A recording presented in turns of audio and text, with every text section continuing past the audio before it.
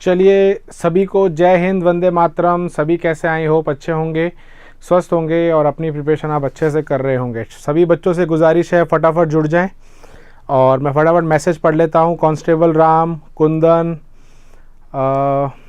रोहित, सभी को जय हिंद, सभी को गुड इवनिंग। चलिए स्टार्ट करते हैं आज की क्लास। ठीक है, तो जैसा कि आपको पता है कि लास्ट क्लास हमने वर्क एनर्जी पावर के अंदर हमने एनर्जी के बारे में पढ़ा था। हम एनर्जी के टाइप्स के बारे में पढ़ रहे थे। उससे पहले आप सभी को बता देना चाहता हूं, आज 31 है और आज लास्ट डे है इस ऑफ़र का। आप 40% अवेल कर सकते हैं डिस्काउंट हमारे सभी ऐप परचेजेस पे। यानी कि अगर आपको कोई भी कोर्स बाय करना है तो आप 40% उसमें ऑफ ले सकते हैं। ठीक है, ध्यान रखना है कि ये जन्माष्टमी का ऑफ़र जो है ये 31 तक ही है, यानी कि आज तक ही है। तो प्लीज़ आप इसको जितना हो सके अपने फ्रेंड्स के साथ शेयर करें ताकि वो इसका लाभ उठा सकें। ठीक है, चलिए, तो लास्ट क्लास के अंदर हमने जब बात करी थी वो बात करी थी एनर्जी की, यानी कि ऊर्जा की। ठीक है, और मैं एक बार फिर आपको बताना चाहता हूं, जो बच्चे हमसे पहली बार जुड़े हैं, ऐप से रिलेटेड जो भी चीज़ें हैं ऐप की अगर मैं बात करूं, यहाँ पर सबसे इम्पॉर्टेंट एक फ़ीचर है जो लाइव एग्ज़ाम का है। और ये जो फीचर होता है लाइव एग्ज़ाम का, अगर आप देखोगे इसके अंदर बेसिकली जितना भी जो एग्ज़ाम से रिलेटेड आपका कंटेंट होता है, उस तरीके का जो पैटर्न होता है वो आपको इस लाइव एग्ज़ाम में देखने को मिलते हैं। ठीक है, यानी कि ये जो पुराने जो पैटर्न के हिसाब से एग्ज़ाम हुए हैं या पिछले पैटर्न के हिसाब से, आने वाले पैटर्न के हिसाब से जो भी एग्ज़ाम का फॉर्मेट होता है उस हिसाब से इन एग्ज़ाम्स को डिज़ाइन किया जाता है। और सबसे बड़ी बात यह है कि लाइव एग्ज़ाम रिजल्ट द्वारा ऑल इंडिया रैंकिंग आप पा सकते हैं, ताकि आपको मोटिवेशन रहेगा, एक कॉन्फिडेंस रहेगा कि मेरा जो परफॉर्मेंस है वो दूसरों के साथ कैसा है। ठीक है, तो ये बहुत ही खास, बहुत ही इंपॉर्टेंट और बहुत ही महत्वपूर्ण आप कह सकते हो एक फीचर है इस ऐप का। ठीक है, जय हिंद। माही, लक्ष्य, कुंदन, नीलेश, सभी को जय हिंद। दीपक को भी जय हिंद। लो चलिए स्टार्ट करते हैं फिर आज की क्लास। तो कल की क्लास में हम एनर्जीज यानी कि ऊर्जाओं के बारे में पढ़ रहे थे। तो वहाँ मैंने आपको टाइप्स ऑफ एनर्जी बताया था, जिसके अंदर हमने जैसे देखा था कि हीट एनर्जी क्या होती है, फिर हमने देखा था इलेक्ट्रिकल एनर्जी क्या होती है। तो हम यहाँ पर अभी शॉर्ट में पढ़ रहे हैं कि हर एनर्जी का मतलब क्या होता है। ठीक है, अब चलिए स्टार्ट करते हैं। जय द्वारकाधीश, लखाधीर। ओके, नेक्स्ट एनर्जी यहाँ पर आती है न्यूक्लियर एनर्जी। अब न्यूक्लियर एनर्जी जो होती है जिसको हम नाभिकीय ऊर्जा कहते हैं, है ना। अब ये जो ऊर्जा होती है ये किसकी वजह से आती है? न्यूक्लियस की वजह से, या आप कह सकते हो नाभिक की वजह से।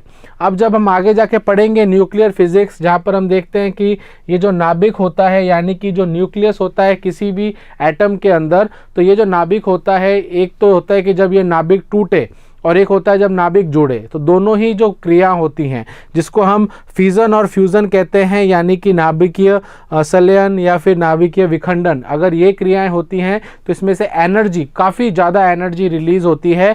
और ये जो एनर्जी होती है इसको हम न्यूक्लियर एनर्जी कहते हैं, क्योंकि ये एनर्जी जो है ये न्यूक्लियस की वजह से बनी है। और इसका पूरा कंप्लीट चैप्टर है जहाँ पर हम न्यूक्लियर एनर्जी के बारे में पढ़ते हैं। ठीक है, जय हिंद सोनू। ठीक है, बात समझ में आ गई। चलिए, अगर आपका शो नहीं कर रहा है रैंकिंग, एक बार वहाँ पर जाएं, कस्टमर जो हमारा सपोर्ट कॉल नंबर है वहाँ पर जाके कॉल करें और अपनी ज़रूर बताएं कि सही है हमारा कोई इशू आ रहा है। ठीक है, आपको फटाफट वो रिजॉल्व कर देंगे। ठीक है, ओके, चलिए स्टार्ट करते हैं। ठीक है, बात समझ में आ गया। तो ये हमारा न्यूक्लियर एनर्जी हो गया। अभी जो नेक्स्ट एनर्जी है जिसको हम काइनेटिक एनर्जी बोलते हैं, ये थोड़ा सा इंपॉर्टेंट है इस पर्टिकुलर चैप्टर में, जो कि है गतिज ऊर्जा। गतिज ऊर्जा की जब हम बात करते हैं, काइनेटिक एनर्जी की बात करते हैं, तो ये जो एनर्जी होती है ये किसकी वजह से आती है? ये मोशन की वजह से आती है, या आप कह सकते हो, या फिर कोई चीज़ अगर गति में है तो गति की वजह से होने वाली जो एनर्जी होती है उसको हम गतिज ऊर्जा यानी कि हम उसको काइनेटिक एनर्जी कहते हैं। ठीक है, अब ये जो काइनेटिक एनर्जी जो होती है ये दो चीज़ों पे निर्भर करती है। एक ये निर्भर करती है द्रव्यमान पे यानी कि मास पे, और एक ये निर्भर करती है वेलोसिटी यानी कि वेग पे। तो ध्यान रखना कि ये जो गति होती है बेसिकली ऑब्वियसली बात है, अगर कोई चीज़ मोशन में है तो उसके पास वेग होगा, तो ये तो वेग पे निर्भर करती है और उस वस्तु का द्रव्यमान यानी कि मास कितना है। और बहुत ही सरल सा यहाँ पर इसकी इक्वेशन होती है जो कि होती है गतिज ऊर्जा किसके बराबर होता है? वो होता है हाफ mv²। किसके बराबर होता है? Half mv²। बहुत ही सरल सी ये इक्वेशन होती है, सभी को आनी चाहिए कि गतिज ऊर्जा का सूत्र क्या होता है। तो ध्यान रखना, गतिज ऊर्जा का सूत्र होता है हाफ mv²। अब यहाँ पर अगर मैं क्वेश्चन के आने की बात करूँ कि कैसे क्वेश्चन इसमें बन सकते हैं या एग्जाम के अंदर इस पर्टिकुलर फॉर्मूले को वो कैसे पूछ सकते हैं। तो एक तरीके का क्वेश्चन आप हमेशा याद रखना जो आ सकता है वो होता है रिलेशन वाले, संबंध वाले। कैसे? अगर आप देखेंगे कि ये गतिज ऊर्जा जो है ये एम पे भी निर्भर कर रहा है, वी पे भी निर्भर कर रहा है। ठीक है, सत श्री अकाल भूपेंद्र, जय हिंद भूमिहार, ठीक है, क्रैक सोल्जर, जय हिंद। चलिए अब देखिए क्वेश्चन ऐसे बनते हैं कि आपसे पूछ ले कि गतिज ऊर्जा का द्रव्यमान के साथ कैसा संबंध है, तो आप बोलोगे समानुपाती। समानुपाती का मतलब होता है जितना ज़्यादा द्रव्यमान उतना ज़्यादा आपकी गतिज ऊर्जा। ठीक है, और जो सबसे महत्वपूर्ण आता है वो आता है वेग वाला, क्योंकि द्रव्यमान तो सभी के पास होता है, ऐसा कोई चीज़ नहीं इसके द्रव्यमान नहीं है। मेन यहाँ पर होता है वेग का रिलेशन के साथ, तो ध्यान रखना यहाँ वेग का स्क्वायर होता है। इस पे क्वेश्चन आ सकते हैं जैसे कि अगर मैं आपको बोल दूं कि वेग को मैंने 2 गुना कर दिया, कितना कर दिया? 2 गुना, यानी कि मैंने डबल कर दिया। क्या कर दिया? डबल। तो अगर मैंने v को डबल कर दिया तो ध्यान रखना गतिज ऊर्जा कितनी हो जाएगी? तो यहाँ पर 2 का स्क्वायर होगा। क्या होगा? 2 का स्क्वायर, यानी कि गतिज ऊर्जा आपकी हो जाएगी 4 गुना। कितनी हो जाएगी? 4 गुना। तो यहाँ पर स्क्वायर होता है, वर्ग होता है, उसका आप ध्यान रखना। ठीक है, कोई बात नहीं, क्लियर है। तो ये था हमारा गतिज ऊर्जा पे पूछने वाला प्रश्न। तो पहला प्रश्न मैंने आपको समझा दिया, यानी कि आपसे पूछ सकते हैं कि अगर वेग को दुगना करें, तिगना करें, 4 गुना करें, 5 गुना करें तो उसका संबंध हमारे इस पे क्या पड़ता है। तो ध्यान रखना आपको स्क्वायर करना है। अगर 3 गुना होता है तो 9 गुना बढ़ेगा, अगर 4 गुना वेग को बढ़ाते हो तो 16 गुना बढ़ेगा। तो हर का ये वर्ग यानी कि स्क्वायर हमें करना होता है। तो इस तरीके के क्वेश्चन इस पे बन सकते हैं। और जब वस्तु हमारे रेस्ट पर होती है, किस पे होती है? रेस्ट पे, तो ध्यान रखना रेस्ट पर गतिज ऊर्जा 0 यानी कि 0 होती है। जब वस्तु चलेगी नहीं तो वेग होगा नहीं, वेग अगर होगा नहीं तो ये वाली ऊर्जा नहीं आती। ये ऊर्जा तभी आती है जब वस्तु चलती है। ठीक है, तो इस टाइप के छोटे छोटे क्वेश्चंस इस पे बन सकते हैं। अब इसके कुछ सिंपल से एग्जांपल है। गाड़ी का चलना, अगर एक कार चल रही है, मनुष्य चल रहा है, तो उसके पास जो ऊर्जा है, जो उसके वेग की वजह से आई है, जो उसके गति की वजह से आई है, वो हमारी गतिज ऊर्जा होती है। बिकॉज इस पर्टिकुलर चैप्टर में ये 2-3 ऊर्जा ही ज़्यादा पूछी जाती है। अब जो सबसे इंपॉर्टेंट यहाँ पर आता है ये रिलेशन। अच्छा, ये रिलेशन कैसे आएगा अभी मैं आपको समझाता हूँ। पहले हम देखते हैं यहाँ पर कि ये रिलेशन क्या है। ये जो रिलेशन जो आपको मैं यहाँ पढ़ाऊँगा, ये रिलेशन है बेसिकली संवेग।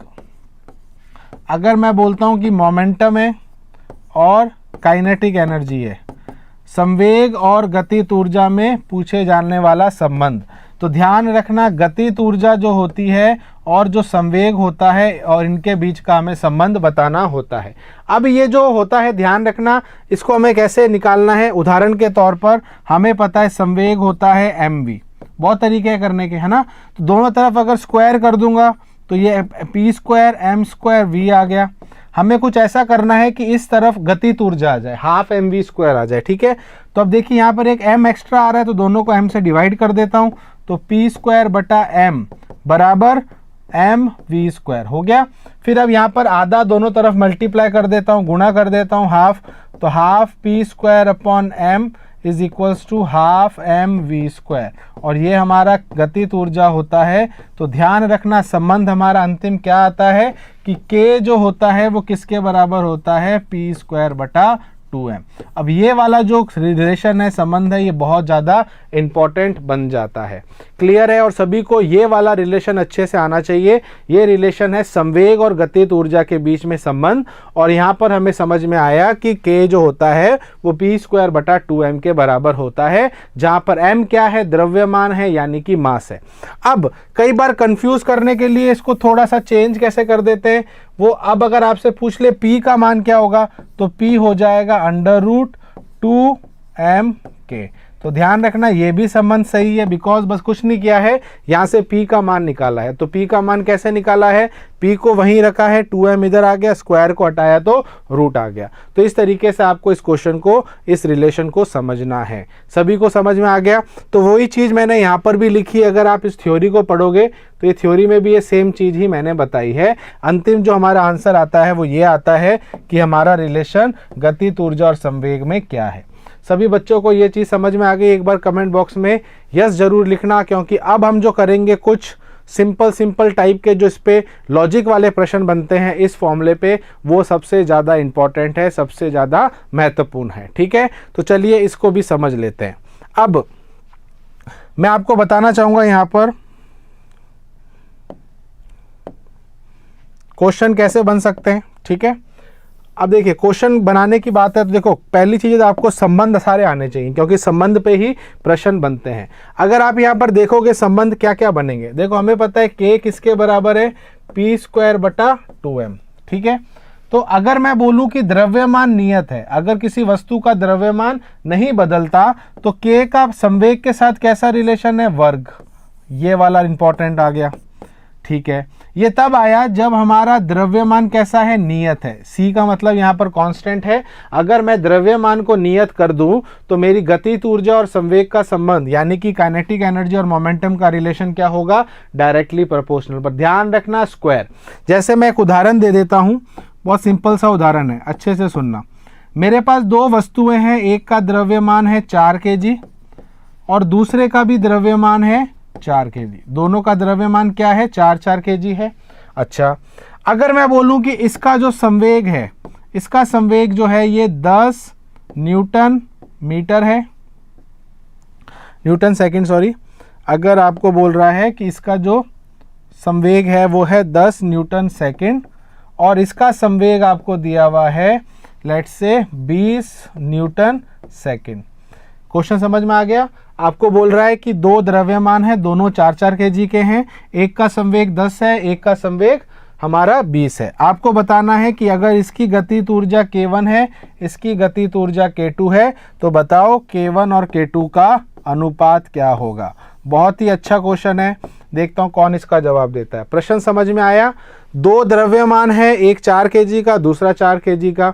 इसका संवेग 10 है, इसका संवेग 20 है, ठीक है। और इसकी गतिज ऊर्जा k है, इसकी गतिज ऊर्जा k है, तो बताओ k1 और k2 का अनुपात क्या होगा। चलिए मैं देखना चाहता हूं कौन इसका सही जवाब देता है, ठीक है। देखो ये जो पर्टिकुलर फॉर्मूला है ये काफी इंपॉर्टेंट है, इस पे क्वेश्चन बनते हैं हमेशा, ठीक है।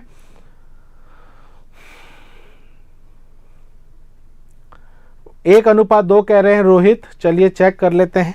देखिए बेसिकली आपको यहां पर ध्यान देना है कि संबंध कौन सा ले रहा है। आप देखोगे दोनों के अंदर द्रव्यमान सेम है, तो जो चीज सेम होती है उसकी आपको जरूरत नहीं पड़ती है, ठीक है। तो ऑब्वियसली बात है जब द्रव्यमान सेम होगा तो ये वाला रिलेशन काम में आएगा, कौन सा, k directly proportional to. Question समझ में नहीं आया, वापस समझा देता हूं, समझ लो आशीष। ये कह रहा है कि दो वस्तुएं हैं, एक है m1 जिसका द्रव्यमान 4 kg है, एक दूसरी वस्तु है जिसका द्रव्यमान 4 kg है। दोनों का द्रव्यमान मास दोनों का सेम है, ठीक है। पहले वाले बॉडी का जो मोमेंटम है वो 10 है, दूसरी बॉडी का मोमेंटम 20 है। इसकी काइनेटिक एनर्जी k है, इसकी काइनेटिक एनर्जी k2 है। तो आपसे पूछ रहा है k1 और k2 का अनुपात यानी कि रेशियो क्या होगा। बात समझ में आ गई, क्वेश्चन समझ में आ गया। कोई बात नहीं भूपेंद्र, अभी समझा देते हैं, सुनना। अभी मैंने आपको क्या बोला, मैंने भी आपको क्या बोला कि जो चीज नियत होती है उसको आप हटा दो।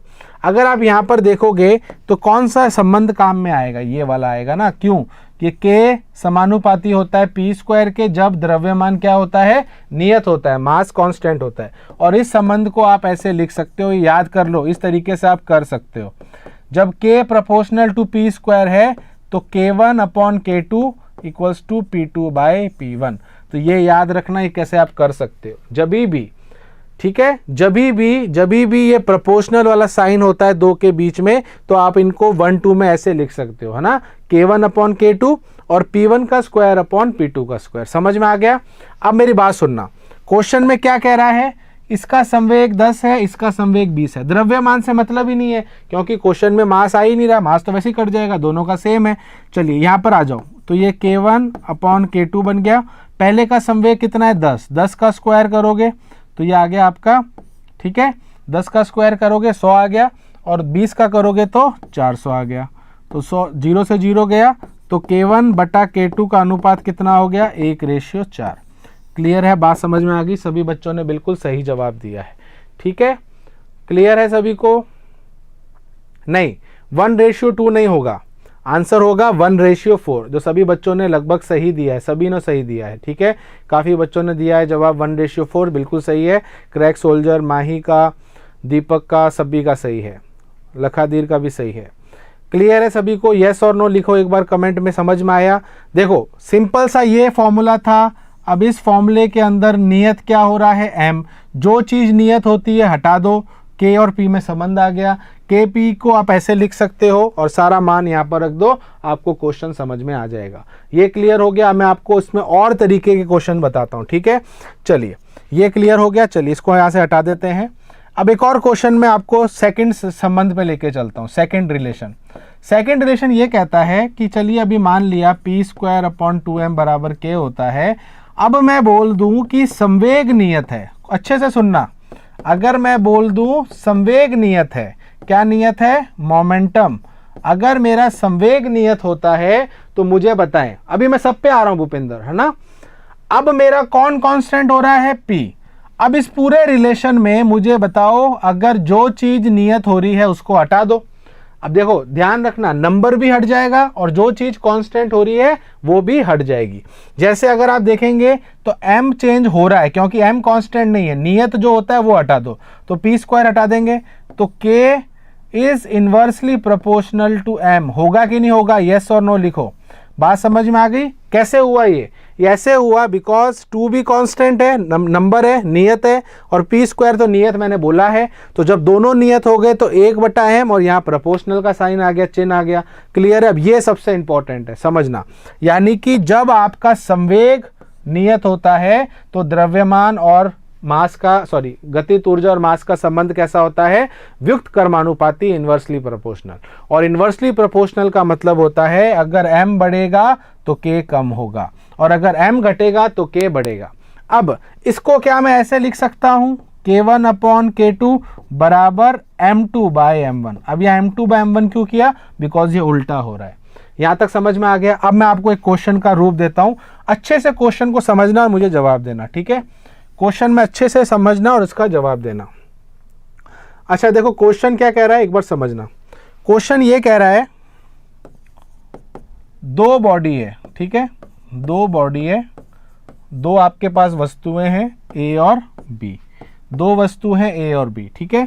इसका द्रव्यमान है MA, इसका द्रव्यमान है MB। क्लियर है? दो वस्तु A और B है, दोनों का द्रव्यमान आपको दे दिया MA और MB। अब क्वेश्चन में क्या कह रहा है? क्वेश्चन में ये कह रहा है कि दोनों के द्रव्यमानों का अनुपात लेट से 1/2 है। दोनों के द्रव्यमानों का अनुपात कितना है? 1/2 बोल दूं या 1:2 बोल दूं, बात एक ही है। दोनों के द्रव्यमान का अनुपात 1:2 है। और पहले वाले वस्तु का आपको बोल रहा है कि उदाहरण के तौर पर कि इसका संवेग जो है वो 5 न्यूटन सेकंड है और इसका भी संवेग 5 न्यूटन सेकंड है। क्वेश्चन समझ में आ गया? वापस समझ लो, दो वस्तुएं हैं A और B, इसका द्रव्यमान m है, इसका द्रव्यमान mb, दोनों का द्रव्यमान का अनुपात 1:2 है। इसका संवेग 5 न्यूटन सेकंड है, इसका संवेग भी 5 न्यूटन सेकंड है। प्रश्न ये पूछ रहा है K1 और K2 का अनुपात क्या होगा। चलिए बहुत सरल सा प्रश्न है, आई होप सभी को क्वेश्चन समझ में आ गया। दो वस्तुएं A और B हैं, दोनों का द्रव्यमान का अनुपात दे दिया, रेशियो दे दिया, दोनों के मास का, दोनों के संवेग आपको दे दिए, दोनों की आपको मोमेंटम दे दिए, दोनों का 5 अपना मोमेंटम है, तो दोनों की गतिज ऊर्जाओं का आपको क्या करना है? रेशियो, अनुपात बताना है। साउंड सही आ रही है कि सभी एक बार बताएं? साउंड क्लियर है सभी को? माही को आवाज सही नहीं आ रही, एक बार क्लैरिफाई करें, सभी को आवाज सही आ रही है?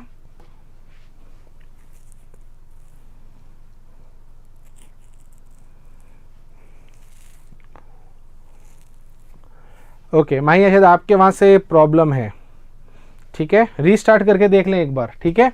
तो इसका बहुत सिंपल सा क्या रिलेशन है, देखो ये रहा, जब K1/K2 होता है तो M2/M1 होता है, तो M1 M2 को उल्टा कर दिया।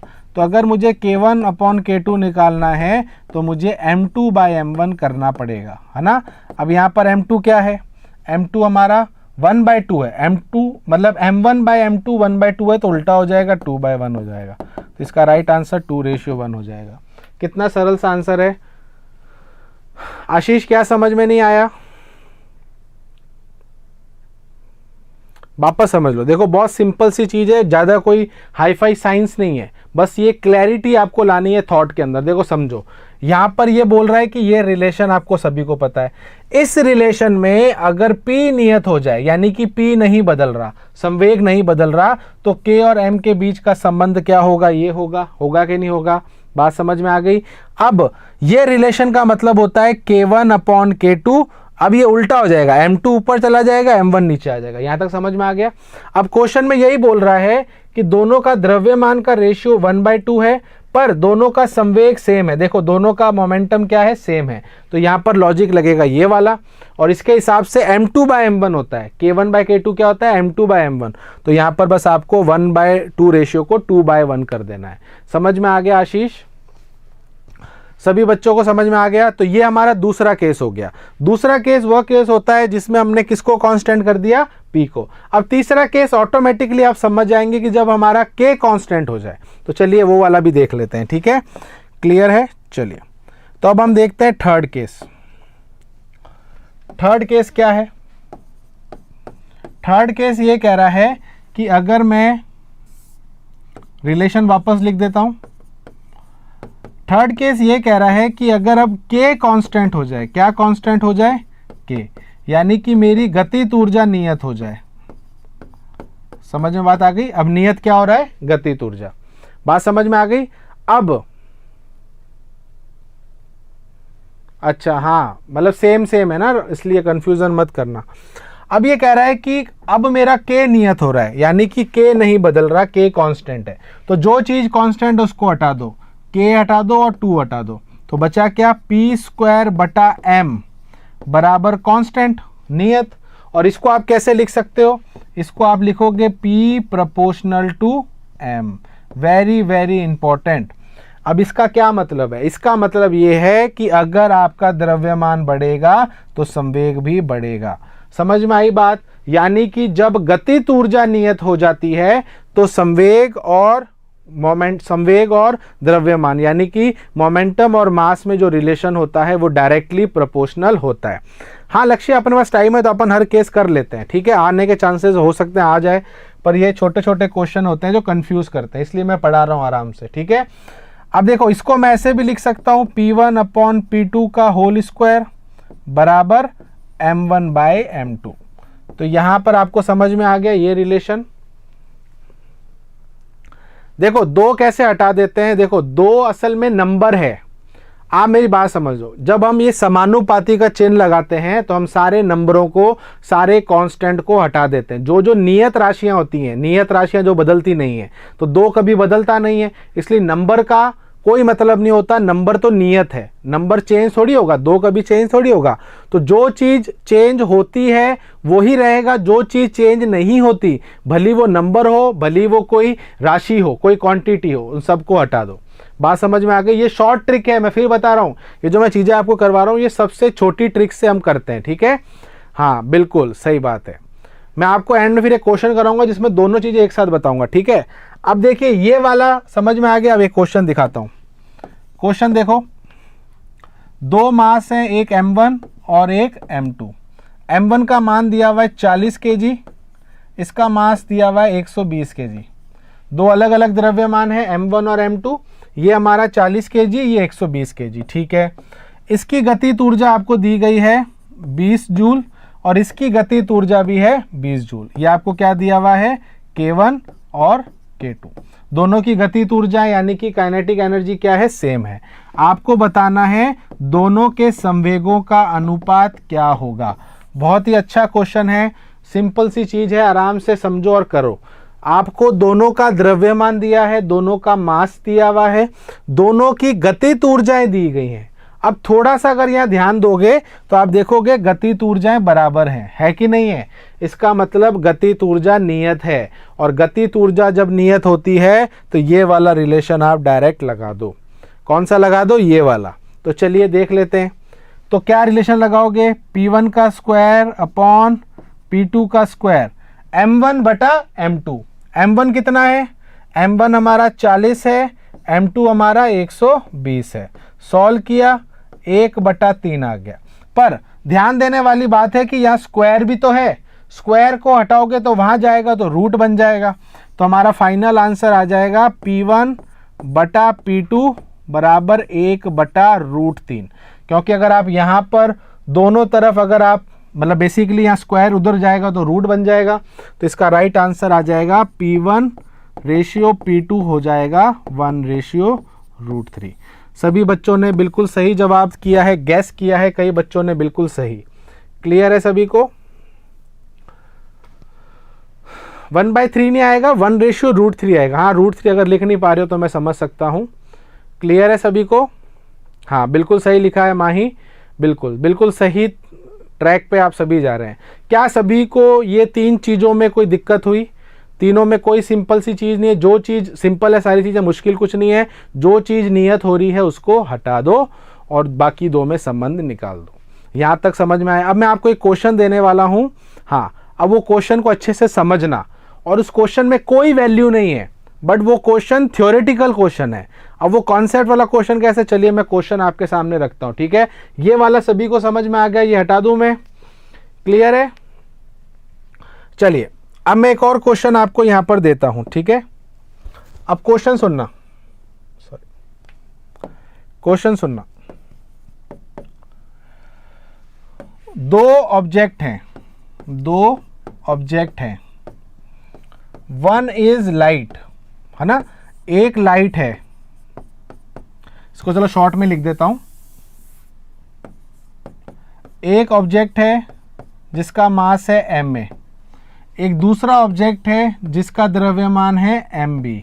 ठीक है, इसका मास है ma, इसका मास है mb।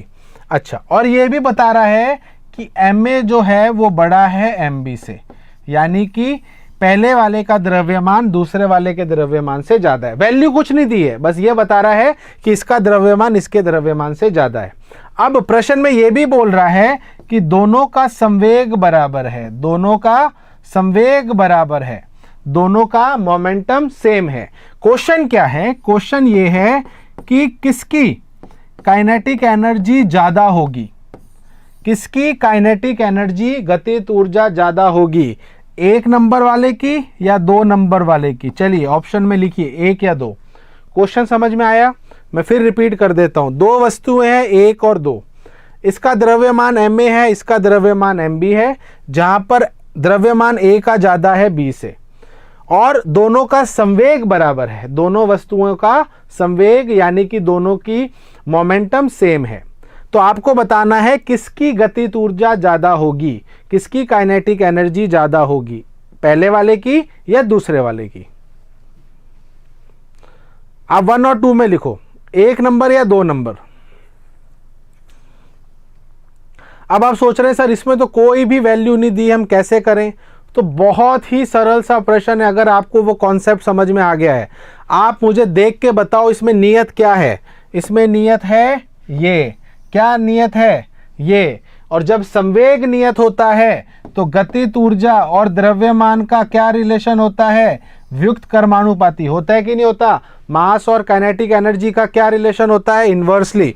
और ये बहुत सिंपल सी चीज है, जिसका द्रव्यमान ज्यादा उसकी गतिज ऊर्जा कम, जिसका द्रव्यमान कम उसकी गतिज ऊर्जा ज्यादा। तो किसका द्रव्यमान सबसे कम है, 1 का कि 2 का? तो 2 का द्रव्यमान कम है। तो जिसका द्रव्यमान कम होगा उसकी गतिज ऊर्जा ज्यादा होगी। तो यहां पर 2 नंबर वाला जो है वो जीत जाएगा, उसकी गतिज ऊर्जा ज्यादा रहेगी। बहुत सिंपल सा क्वेश्चन है, मैं फिर बता रहा हूं। कई बच्चों के चक्कर आ जाते हैं ऐसे क्वेश्चन को समझ के। ये तब करोगे जब आपको कॉन्सेप्ट अच्छे से समझा हुआ है। क्लियर है? इसमें मैं टाइम भले ले रहा हूं, इस एक ही फॉर्मूले में आप देख सकते हो कितने तरीके के क्वेश्चन बनते हैं। अब दूसरे टाइप का क्वेश्चन, सेम यही क्वेश्चन चल रहा है। अब सुनना, अब कांस्टेंट लिखने की जरूरत क्या है? देखो ना, संवेग नियत है, संवेग बराबर है तो संवेग नियत है, संवेग नियत है तो संवेग को हटा दो, 2 को हटा दो। m और k में क्या संबंध आता है? अभी तो करवाया था दूसरा केस दीपक। k और m एक दूसरे के व्युक्त कर्मानुपाती होते हैं, और व्युक्त कर्मानुपाती का मतलब होता है ये कि अगर m ज्यादा तो k कम, m कम तो k ज्यादा। हमसे k ज्यादा पूछा है तो k ज्यादा उसका होगा जिसका m कम होगा, और m किसका कम है? b का। और बी कौन सी बॉडी है, 2 नंबर। तो 2 नंबर बॉडी की गतिज ऊर्जा ज्यादा होगी। समझ में आ गया? समझ में आ गया? अब सुनना, सेम क्वेश्चन, अब मैं कुछ बदलाव करूंगा, देखना। अब सेम क्वेश्चन है, बस छोटे से बदलाव है। अब वही चीज है, ठीक है। अब क्वेश्चन में थोड़ा सा बदलाव क्या है देखते हैं। क्वेश्चन क्या कह रहा है, वही सेम चीज है कि 2 वस्तु हैं 1 और 2, दोनों का द्रव्यमान का संबंध आपको यह दिया हुआ है कि इसका द्रव्यमान उससे ज्यादा है, ठीक है। अब मेरी बात सुनना। अब प्रश्न कह रहा है कि दोनों की गतिज ऊर्जा बराबर है, दोनों की गतिज ऊर्जा बराबर है, तो बताओ किसका संवेग ज्यादा होगा, 1 नंबर वाली का या 2 नंबर वाली का? समझ में आया?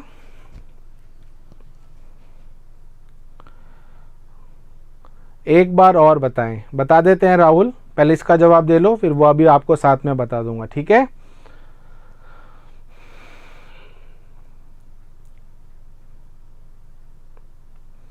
क्वेश्चन समझ में आया? अब सेम क्वेश्चन है, बस अब ये कह रहा हूं कि अब इन दोनों की गतिज ऊर्जा समान है, तो मुझे बताओ किसका संवेग ज्यादा होगा। अब मुझे एक चीज बताओ, इसमें नियत क्या है, कांस्टेंट क्या है? इसमें k कांस्टेंट है, और जब k कांस्टेंट होता है तो संवेग का द्रव्यमान के साथ ये संबंध होता है कि नहीं होता? अभी लिखवाया था तीसरा, और इसको करने की जरूरत नहीं है, अब इसको सॉल्व नहीं करना है, बस सिंपल सी चीज है कि ये समानुपाती है। समानुपाती का मतलब m ज्यादा तो p ज्यादा, m कम तो p कम। तो आपसे पूछा है किसकी गतिज ऊर्जा ज्यादा होगी, जिसका द्रव्यमान ज्यादा होगा, और द्रव्यमान ज्यादा किसका है, a का, और ये कौन सी बॉडी है, पहले नंबर वाली, तो पहले नंबर वाली का संवेग ज्यादा होगा। बात समझ में आ गई? अब रोहित, पिछले वाले क्वेश्चन में बस यही फर्क था जो, अच्छा कौन, रोहित ही पूछ रहा था मेरे से, कौन पूछ रहा था, ठीक है, पिछले वाले में यही पूछ रहे थे आप, पिछले वाले में संवेग बराबर था। तो जब संवेग बराबर होता है तो k का रिलेशन m के साथ व्युक्त कर्मानुपाती होता है, तो यहाँ उल्टा हो जाता है, यहाँ जिसका द्रव्यमान सबसे कम उसका k सबसे ज्यादा, बट यहाँ पर जिसका द्रव्यमान सबसे ज्यादा उसका संवेग सबसे ज्यादा, ठीक है। बात समझ में आ गई? काइनेटिक एनर्जी कांस्टेंट है अभी, हाँ देखो, कांस्टेंट से आप कंफ्यूज मत होना। कांस्टेंट का मतलब होता है जो चीज नहीं बदलती है, समय के साथ जो चीज नियत रहे, बदले नहीं। पहले मेरी गतिज ऊर्जा 100 थी, थोड़ी देर बाद मेरी गतिज ऊर्जा 100 थी, तो ये नियत है ना। तो अगर इस वस्तु की गतिज ऊर्जा 20 जूल है, उसकी गतिज ऊर्जा 20 जूल है, तो नियत है। तो जो चीज सेम होती है इसका मतलब वो नियत है, उसको आप हटा दो। क्लियर है? मजा आया कि नहीं आया इस कॉन्सेप्ट में? ये मैं बहुत कम पढ़ाता हूं वैसे, बट आपको, मुझे लगा कि आप सब लायक हो पढ़ने के इस चीज को, तो मैंने ये आपको समझाया है, ठीक है। तो ये काफी इंपॉर्टेंट टॉपिक था, काफी अच्छा था, इंटरेस्टिंग था। और अब मैं आप सभी से क्वेश्चन पूछना चाहता हूं, अगर आप चाहो तो इसका जवाब देना।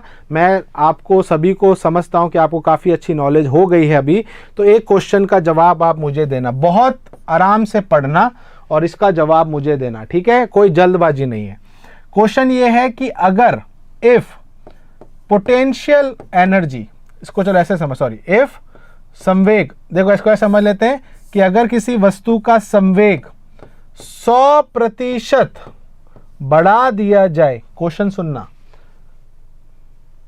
हाँ सुनना मेरी बात, अगर किसी वस्तु का संवेग 100% बढ़ा दिया जाए तो उसकी गतिज ऊर्जा कितने प्रतिशत बढ़ेगी?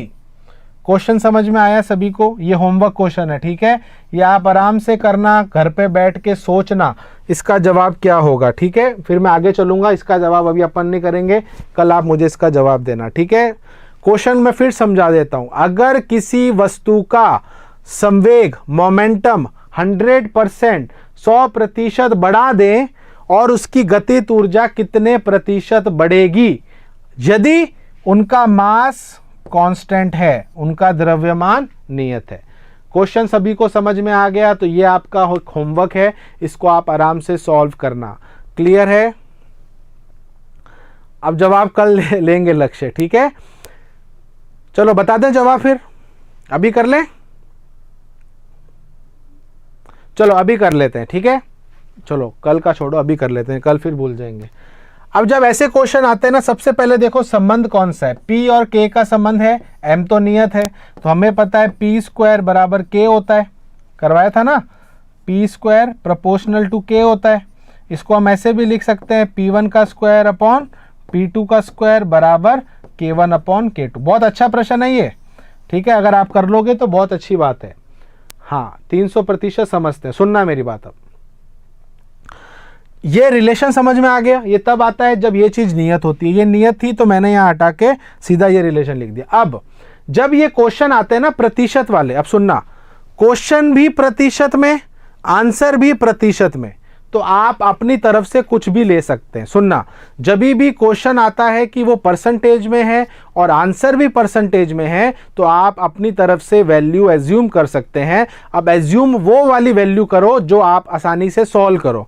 जैसे अगर मैं 1 ले लूंगा तो दिक्कत हो जाएगी, हमेशा 100 लेके चलो, बिकॉज 100 का प्रतिशत निकालना आसान होता है, ठीक है। तो मैं क्या करता हूं, यहां पर ये ट्रिक बता रहा हूं, ये आपके काम आएगी, गणित में भी काम आएगी, ठीक है। तो जब भी प्रतिशत बढ़ जाए और दूसरे में क्या परिवर्तन होता है, तो आप ये सारा रिलेशन काम में ले सकते हैं। तो मैं यहाँ क्या कर रहा हूं कि जो प्रारंभिक राशियां हैं, जैसे P1 और K1, इनका मान मैं 100 ले रहा हूं, अपनी तरफ से ले सकता हूं ना, मैं तो एज्यूम कर रहा हूं। तो लेट्स से P1 का मान अभी मैंने 100 ले लिया, K1 का मान भी मैंने 100 ले लिया, ये मैंने अपनी तरफ से एज्यूम कर लिया, अपनी तरफ से मान ले लिया। अब सुनना बहुत अच्छे से, इनका मान 100 मैंने यहां रख दिया। चलिए, तो ये देखिए P1 का स्क्वायर, P1 की जगह 100 रख दिया, 100 का स्क्वायर। अब मुझे एक चीज बताओ, संवेग 100% बढ़ रहा है, ये जो मैं ट्रिक बता रहा हूं ये अच्छी ट्रिक है, अदरवाइज अगर आपको आता है तो आप उससे भी कर सकते हैं, बहुत तरीके हैं करने के। संवेग को 100% बढ़ा दिया, पहले मेरे पास 100 रुपए थे, 100 का 100% बढ़ा दिया, 200 रुपए हो गए। तो अगर मेरा संवेग पहले 100 था, अब उसको मैंने 100% बढ़ा दिया, तो वो कितना हो गया, 200 हो गया ना। तो यहां पर आ जाएगा 200 का स्क्वायर। समझ में आया? मैंने P2 को 200 क्यों लिया, बिकॉज संवेग 100% बढ़ा है। क्लियर है? बराबर K1 का मान भी 100 लिया है, मान लिया, K2 का मान हमें निकालना है। फाइनल K कितना हो गया ये तो हमें देखना है। अब देखिए, एक 100 से एक 100 गया, यहां बचा 100, इस 100 का नीचे आ जाएगा 200 इंटू 200, 2 जीरो से 2 जीरो गए, ये आ गया 400, तो K2 का मान आ गया 400। अब बच्चे सोचेंगे सर 400 हमारा आंसर है क्या, 400 आंसर कैसे होगा, ये तो आपने अपनी तरफ से लिया था तब आया ना 400, किसी ने अगर नहीं लिया तो उसका थोड़ी 400 आएगा। हमारा प्रश्न क्या है, K कितने प्रतिशत बढ़ा है, पहले मेरा K 100 था, अब मेरा K 400 हो गया, बताओ कितने प्रतिशत बढ़ा, 300। राम ने बिल्कुल सही जवाब दिया है, लक्ष्य ने भी सही जवाब दिया, ठीक है। तो जिसको जैसी ट्रिक लगे उसको वो कर सकता है, ये ट्रिक आप यूज कर सकते हैं अगर आपको कंफ्यूजन इसमें हो रहा है, ठीक है।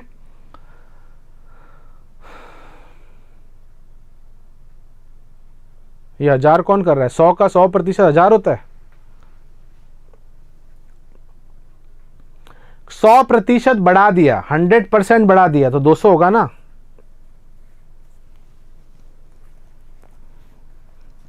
सर ये 200 कैसे आया, सिंपल सी चीज है, आपकी समझ लो पॉकेट मनी है 100 रुपये, आपकी पॉकेट मनी है 100 रुपये, पापा बोलते हैं तेरी सैलरी, तेरी पॉकेट मनी 100% बढ़ा दी, तेरी पॉकेट मनी डबल कर दी।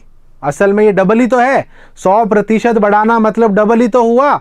यानी कि अगर आपकी पॉकेट मनी 100 है और पापा ने बोल दिया ले बेटा तेरी पॉकेट मनी मैंने 100% बढ़ा दी, तो इसका मतलब आपकी पॉकेट मनी 200 हुई कि नहीं हुई, बात समझ में आई दीपक। तो वो 100 मैंने लिया था, अपनी तरफ से माना था, तब हमारा वो 200 आया, क्योंकि प्रश्न में बोला है 100% बढ़ाया है, ठीक है। क्लियर है, समझ में आ रहा है दीपक। 100 मैंने अपनी तरफ से लिया है, आप चाहो तो 1 ले सकते हो, आप चाहो तो 10 ले सकते हो। एज्यूम वो चीज करनी है जो आसानी है जिसको सॉल्व करने में। 100 इसलिए लेते हैं क्योंकि 100% में आसान होता है सॉल्व करना। क्लियर है, बात समझ में आई, यस और नो। आराम से एक बार सोचना इसको, आराम ना घर पे बैठ के इस क्वेश्चन को समझना कैसे किया है। अगर नहीं समझ में आए तो मुझसे कल वापस पूछना, मैं फिर बता दूंगा। मेरा मतलब 100 का 100% 100 नहीं होगा।